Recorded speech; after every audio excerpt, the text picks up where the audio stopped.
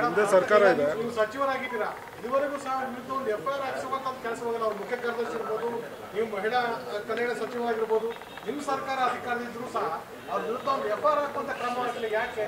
ಈಗಾಗಲೇ FIR ಆಗಿದೆ, ಆಗಿಲ್ವಾ? ಆಗುತ್ತೆ, ಅದು ಆಗುತ್ತೆ. ಅದನ್ನ ಮಾಡದೆ ಇರ್ಲಿಕ್ಕಾಗತ್ತಾ?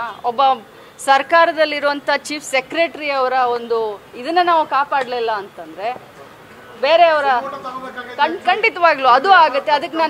ಅದನ್ನ ನಾನು ಒತ್ತಾಯನೂ ಕೂಡ ನಾನು ಮಾಡ್ತೀನಿ. ಅದಕ್ಕೋಸ್ಕರನೇ ನಾನು ಇವತ್ತು ಬಂದಿದ್ದೀನಿ, ತಮ್ಮೆಲ್ಲರ ಜೊತೆ ಮಾತಾಡ್ಬೇಕಂತ ನಾನೇ ನಿಮ್ಮನ್ನೆಲ್ಲರನ್ನು ಕರೆದಿದ್ದೀನಿ. ಖಂಡಿತವಾಗ್ಲೂ ಅದೇ ರೀತಿ ಸೋಮೋಟೋ ಕೇಸನ್ನೇ ನಾವು ದಾಖಲೆ ಮಾಡ್ತೀವಿ.